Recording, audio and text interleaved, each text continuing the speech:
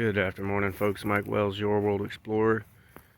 Today is January the 21st, 2023, and we're looking at the carambola, which is a starfruit tree, and it still has a bunch of starfruit that are about ready to pick.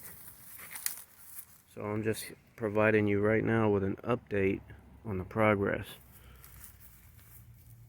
of these starfruit trees, specifically this one. But you see how late in January the starfruit are producing. Now, we haven't had temperatures that remained below 32 degrees for very long, so everything is surviving quite well. Anyhow, thanks for watching. Don't forget to like and subscribe, as that helps the channel grow. And stay tuned, as I'll keep you updated on the progress of these starfruit trees. Have a great day.